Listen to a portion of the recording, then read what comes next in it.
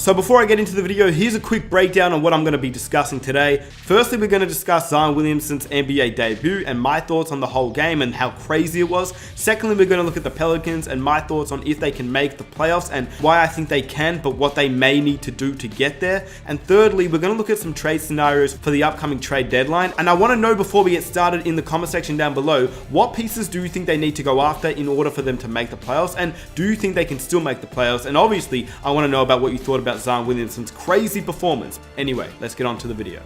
So Zion Williamson officially made his NBA debut, and it was the craziest debut I've seen in a very, very long time. Zion Williamson is the first player in NBA history to score more than 20 points in less than 20 minutes in their NBA debut, but if you had only watched the first 3 quarters, you wouldn't have imagined that. Zion Williamson in that last quarter turned the switch on and just went ham. And this video is not about Zion Williamson directly. Yes, there obviously will be a little bit of a discussion about Zion Williamson and his first ever NBA game, but this video is more so about the Pelicans, not necessarily what we learn about Zion Williamson in his first NBA game. I want to talk about the New Orleans Pelicans and now what they could be with Zion Williamson now on the team, even on a minutes restriction. He started the game off looking very slow, and I tweeted he looked like an old veteran player, like an old Sean Kemp or Shaq in his final years, but he also looked like a rookie. He made some clumsy turnovers that didn't really look like the Zion Williamson in college and even through the NBA preseason. But that's to be expected. He's coming off pretty big surgery and he's also making his debut where the pressure is on him. He was nervous, and I think we could tell. But then, that last quarter, he brought the Pelicans back into the game. He's hit double the amount of threes that Ben Simmons has hit his entire career. He ended the game with 22 points, and at the start of the fourth, he only had 5 points. He scored 17 straight fourth quarter points, including 4 threes, and he also finished the game with 7 rebounds, 3 assists, and of course he did have turnovers, but in the end it was a phenomenal debut for somebody who looked like he would have almost a quiet first NBA game. But that's why you can't put so much pressure on a rookie, because obviously, let's say he didn't end up hitting the shots that he hit, he would still be an amazing talent. And you really can't look at each individual game and critique it or look at what he did well, because obviously each game is going to be a different game, and it just happened to be an exceptional game in his first ever NBA game, but it easily could have gone the other way around. So instead of looking at each individual game, I think we should look at him in this first week, then the first month, then his rookie year as a whole, instead of judging players so soon. You know what I mean? Anyway, let's get into the video. If you remember a few videos ago, I did post my thoughts on Zion Williamson and what we could expect once he returns to the league, and I said in that video that I really expected him to have limited minutes, and obviously we saw that, and clearly it was disappointing to watch as an NBA fan and somebody who wanted to see Zion perform. But as for the longevity of his career, it's very important that he is on a minutes restriction just so he can get his body right, because let's say he didn't have that last and crazy stint in the fourth quarter, a lot of people would be looking at this game and saying, yeah, we need to get his body right, he needs to be healthy, he needs to lose weight, and of course he still needs to do that. But because of the confidence that we saw in that last quarter, it was sad to not see him return back into the game, but at the end of the day, I think we can all understand the reasons why, and it makes sense in the long term. But still, for a team fighting for a playoff spot, it was pretty unfortunate to see. But yeah, obviously it does make a lot of sense. Just as an NBA fan, and even as a Pelicans fan, I'm sure a lot of them would be upset that they couldn't get the win and they couldn't see Zion Williamson enter back into the game in the last few minutes to actually help his team win. And obviously he would be disappointed, but I think as a whole community we can understand the reasons why. But it does provide a lot of hope and excitement for the Pelicans. This is not a video about Zion and the first game of his NBA career. This is more so about the Pelicans as a whole, because I haven't made a video on New Orleans, and I think it's very important that we look at this roster and see, are they good enough to make the playoffs? Now that they have Zion Williamson, can they actually make the playoffs? Let's break that down in this video. But before I get started, if you enjoy these types of videos and you enjoyed Zion Williamson's debut, let me know what you thought about the game in the comment section down below. I would really appreciate if you guys could drop a like to support the channel. And if you're new around here, be sure to hit that subscribe button so you get NBA content every single week. And hit that notification button so you never miss an upload. With that said, thank you guys for all the support recently. Let's get into the video. So firstly, what we noticed with Zion Williamson in this opening game was the fact that he entered the game and he just created so much space. You would assume that somebody that's so big would tend to clog up the paint. But Zion Williamson clearly has a little bit more of an outside shot than people assumed. He's obviously had the chance to work on that outside shot as he hasn't been able to play in the opening season. So that's probably something that has created a positive outcome for his injury so far this season. And so you can automatically tell that when he's in the game, he just creates so much space. When he's in the post, they're going to have to send a double team because it's very hard to stop a player like that one-on-one. And if you have Lonzo Ball, who's an improved outside shooter, Brandon Ingram, who's worked on his outside shot, players like Josh Hart, Drew Holiday, and of course JJ Redick, who's a prolific three-point shooter, it's just amazing what you can build around Zion Williamson. And he is the perfect player for what this Pelicans team needed, and he's also the perfect player that they can build with in the future. But like I said, this isn't about Zion Williamson and his opening game. This is about the Pelicans. So let's talk about somebody like Brandon Ingram. Brandon Ingram obviously had a pretty rough night. He shot 6 for 22 and 2 for 8. But if you actually watch the game, he definitely picked it up towards the end of the game, and especially in the last quarter after Zion Williamson was on the bench. He ended up with 22 points, which obviously he's had an amazing season so far, averaging 25.6 points on 47% shooting and 40% from 3 with 6.7 rebounds per game. If you compare that up with a young Kevin Durant, his stats are actually looking very, very good. This graphic was made a few days ago, but you look at the comparison between a young Kevin Durant at 22 years old and Brandon Ingram, and Brandon Ingram looks like he's on a very nice trajectory to turn out to be a great player in this league.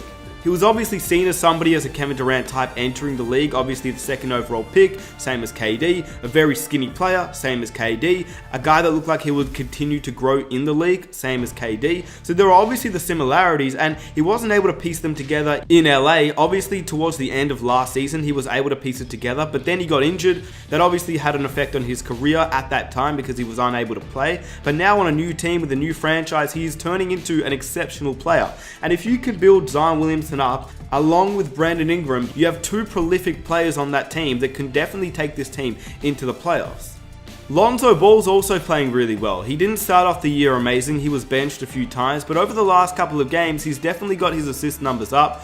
Over the past 7 games, he's only had one game where he's averaged under 9 assists, and he's also improved on his points per game and even his field goal percentage. He's become a better 3-point shooter at 35%, which isn't amazing, but it's definitely an improvement on his past years, and also his field goal percentage is around the same, but he's still playing amazing defense as well, and that's something that I think Lonzo Ball can definitely pride himself on, his defense, which hopefully that just continues to grow as well. Because when you think about it, Lonzo Ball and Drew Holiday is a front court, incredible defense. Drew Holiday is still a veteran guy that can definitely play his role on the team. And I think that at the start of the year, they were looking to see what they could get for him in terms of trade. But obviously, he's coming back from an injury. In his first game back against Memphis, he dropped 36 points. And against the San Antonio Spurs, he had a pretty quiet game, only scoring 12 points and shooting 1 from 5 for 3. But we know what Drew Holiday brings each and every night. So all in all, if you have the defense of Lonzo Ball and Drew Holiday, you can get Zion Williamson healthier and hopefully he can play a few more minutes per game. Brandon Ingram as your main scorer, and then you've got JJ Redick to come off the bench as a 6th man alongside Derek Favors, and then the younger guys in Jackson Hayes. I think is very, very exciting for the future, but I don't think it's just the future. I think this season alone, they can definitely make the playoffs, and here's why. Typically, it's quite hard to see a team with only one all-star like Bradley Beal on the Washington Wizards, Devin Booker on the Phoenix Suns, Karl Anthony Towns on the Minnesota Timberwolves, Trae Young on the Atlanta Hawks. Like, all those guys could potentially be all-stars this year.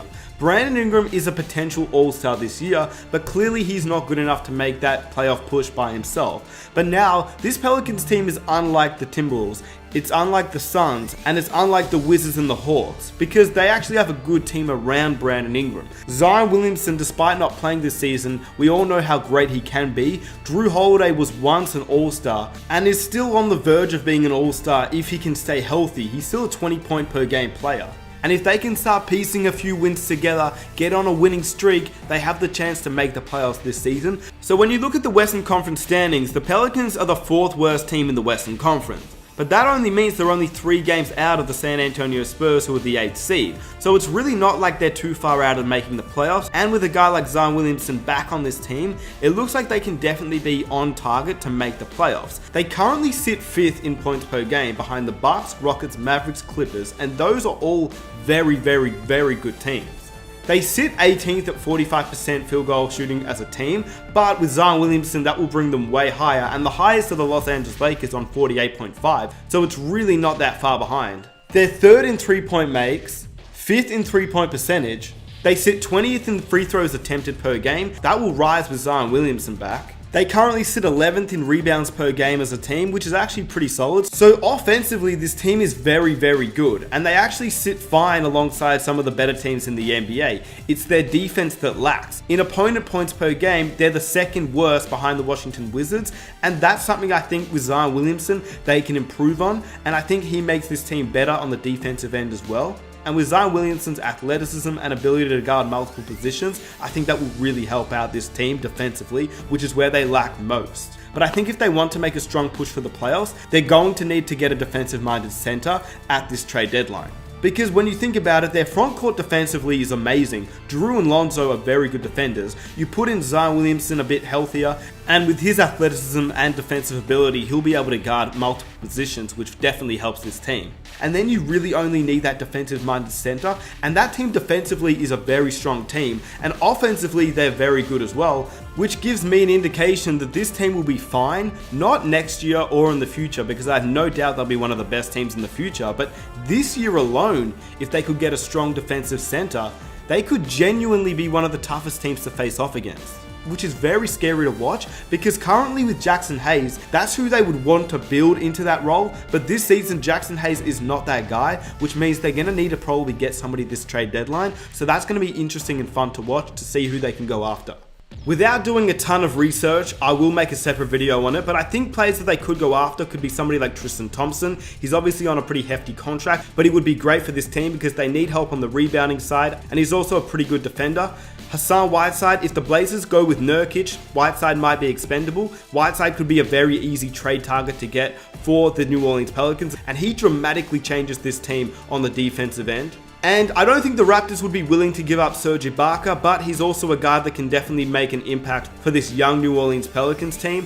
Tristan Thompson and Whiteside, definitely 2 guys I think that the New Orleans Pelicans should go after. So let me know down below what you think in the comment section. Do you think the Pelicans can make the playoffs? And I would love to hear who you think they should go after this trade deadline to help them push into the playoff race. Who should they go after and who should they target during the trade deadline? I may make a separate video on that, so stay tuned for that. And if you enjoyed the video, please be sure to leave a like, subscribe if you're new for more NBA content every single week, and hit that notification button so you never miss an upload. It's been your boy Nick Smith. I am out. Peace.